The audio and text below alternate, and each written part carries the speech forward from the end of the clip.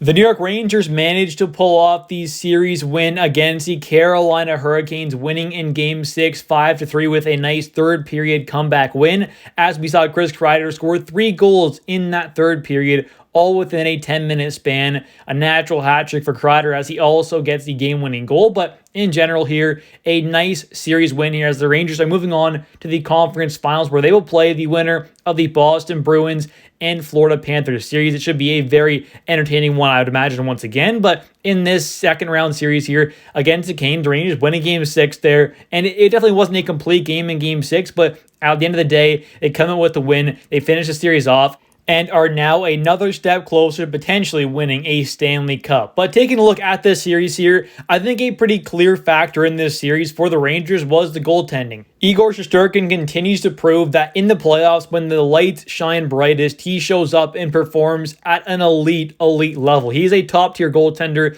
in the playoffs. He continues to show that. And I mean, in the regular season, he did not have the best overall performance, having a .912 save percentage and a 2.58 goals against average. For his standards himself as Igor Shesterkin, those numbers aren't the best. For him, those aren't great, but when you take a look at what he did in the playoffs, when things obviously matter most, I mean, you can have a pretty, obviously not great regular season, but as long as you show up in the playoffs and perform, that is all that matters, and that is exactly what Igor Shesterkin did. In these playoffs so far, in 10 games played, he has an 8-2 record, so only 2 losses is not too bad at all. He obviously was a big part in that sweep in the first round against the Capitals, but in these playoffs so far, has a combined in both series 2.4 goals against average and a .923 save percentage. He has been absolutely phenomenal in the playoffs. He has shown up in the biggest moments, and in that second round series, Igor Shesterkin ended up having a .919 save percentage and a 2.8 goals against average. For Igor himself, I don't even think he played his best overall hockey in that second round series against the Canes. I still think there's more to his overall game than what we actually saw, so that is definitely a very nice thing to see.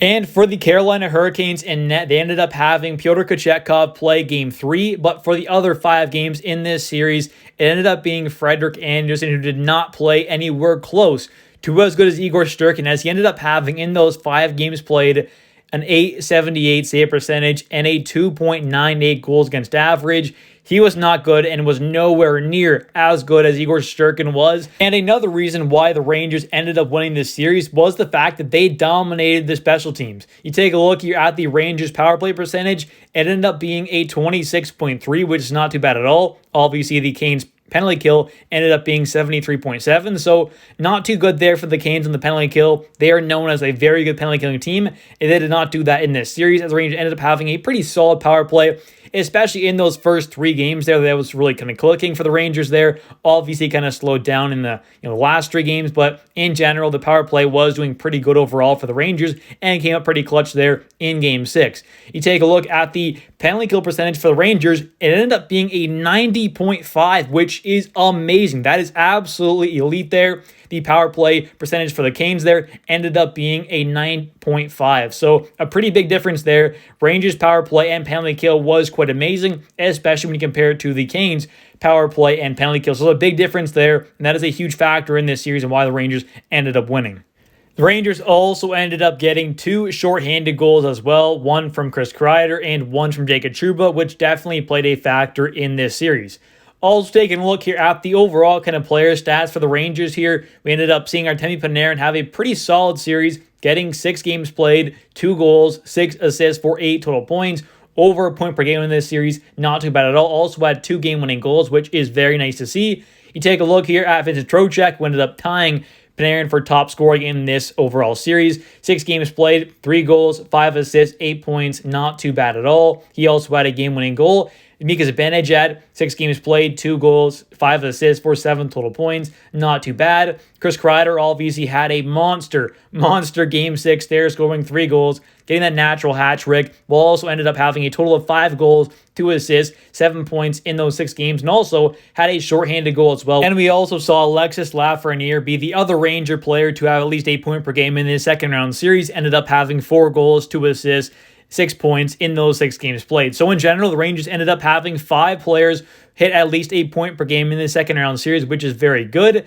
And after that, it kind of drops off a bit down to a guy like Jack Roslovic, who ended up having 6 games played, no goals, 3 assists, but he did get 2 of those assists in game 6 as well. So overall, not too bad at all. I mean, the defense kind of scoring there for the Rangers has been kind of quiet. Foxy has been nowhere near his kind of prime self. And that's kind of the one thing as well is there are some guys who clearly have not played great in this playoff run so far. A guy like Fox, he has been nowhere near like his normal self, obviously. Jacob Trouba has, I mean, it's not really new, but he's definitely not playing great at all either. I would like to see him kind of take a bit of a step up. I also wouldn't mind seeing the third line there made up of Will Coley, Alex Wenberg, and Capo Caco kind of get going here, maybe produce a little more offensively. That would be quite nice to have that kind of, overall depth scoring, as we only ended up seeing that whole entire line, those 3 players combined, end up getting 4 total points, all 3 of them combined. So not ideal, though. You want to see a bit more depth scoring, but in general, the top guys ended up producing in this series, and the overall kind of bottom guys played some pretty good overall kind of two-way hockey, although I would like to see that bottom 6 there produce a little more offensively to really kind of help out this team.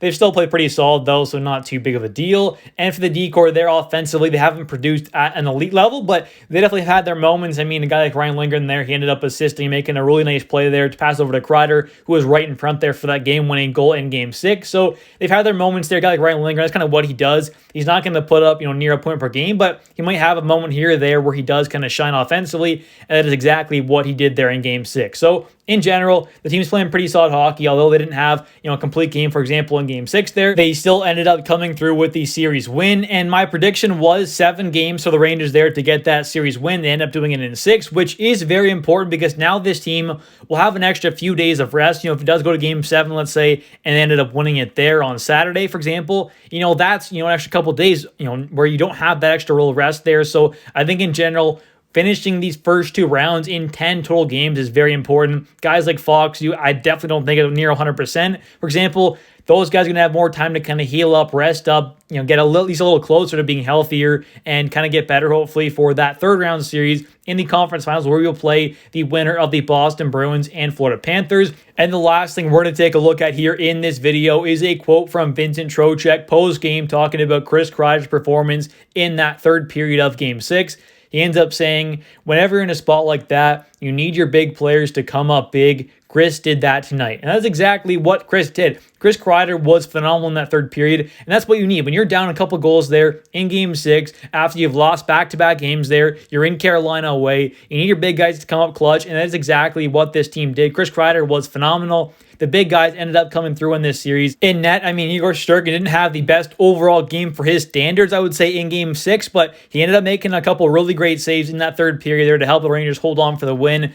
Anyways, that's going to do it for this video. If you have enjoyed, please smash the like button. It helps out the channel a ton. I would really appreciate it. Don't forget to comment down below your thoughts on this 6-game series win by the New York Rangers. And also, don't forget to subscribe for daily New York Rangers content, as I do post every single day. And I'll stay tuned in the next couple of days. Once we find out who the Rangers end up playing, whether it is the Bruins or Panthers, I will definitely have up my series breakdown of that third round conference finals series. Thanks for watching. I'll catch you in the next one. Bye.